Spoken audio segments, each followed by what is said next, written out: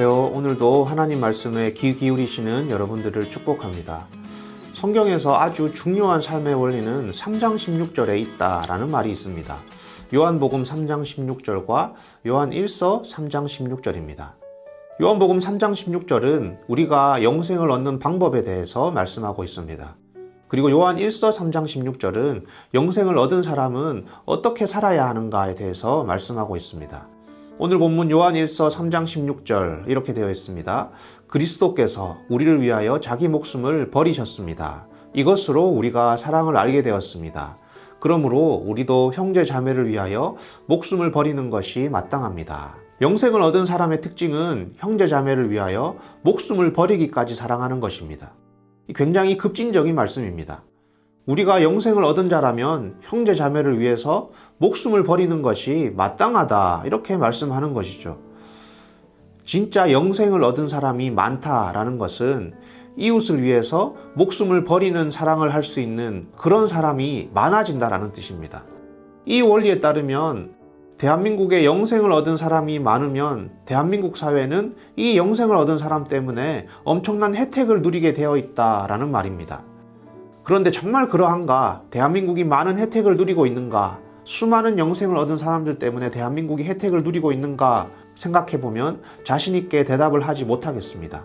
저 스스로도 이 말씀 앞에 자신 있지 못합니다. 그렇다면 우리가 어떻게 여기까지 나아갈 수 있을까? 하나님이 우리에게 불가능한 미션을 주고 계시는 것인가? 오늘 본문 16절에서 예수의 죽음으로 우리가 사랑을 알게 되었습니다 라고 말씀합니다.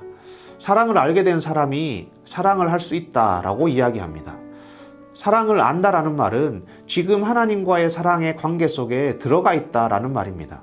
지금 하나님을 사랑하지 않으면서 사랑을 안다라고 할 수 없는 것이죠.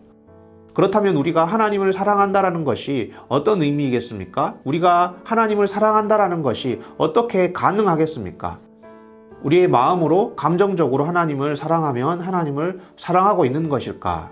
남자친구를 사랑하고 여자친구를 사랑하고 아내를 사랑하고 남편을 사랑하면 서로에게 어떻게 대합니까? 쉽게 말해서 잘해주죠. 안아주고 쓰다듬어 줍니다. 서로에게 좋은 말들을 하고 선물도 줍니다. 우리가 하나님을 사랑한다라고 할 때 어떻게 하는 것이 사랑하는 것일까?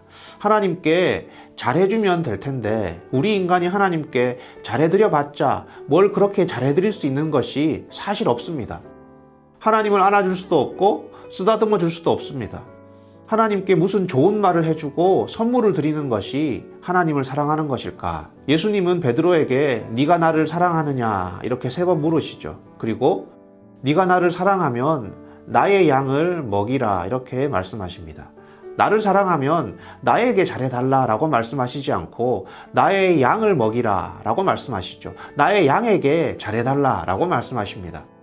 예수님은 또 비유로 말씀하시면서 지극히 보잘것없는 사람 한 명에게 한 것이 곧 나에게 한 것이다 라고 말씀하십니다. 나를 사랑하면 내게 좀 잘해달라 라고 말씀하시는 것이 아니라 지극히 작은 자 한 명을 사랑하면 그 한 명에게 잘해주면 그것이 곧 나에게 잘하는 것이다 라고 말씀하시는 것이죠. 이것이 우리가 하나님을 사랑하는 방식이고 방향입니다.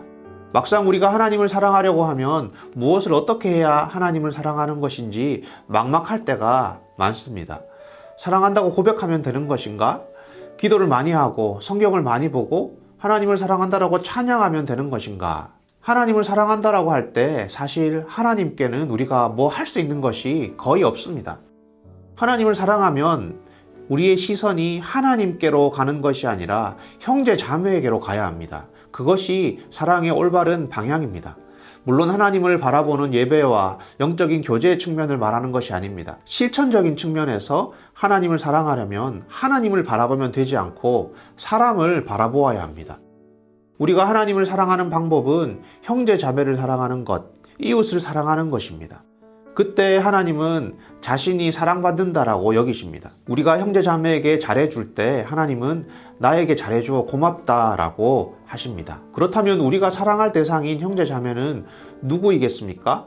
누가 우리의 이웃이겠습니까? 그리고 몇 명의 이웃을 사랑해야 하겠습니까? 누구를 사랑해 주어야 할지 모르겠다라고 하는 사람이 있습니다.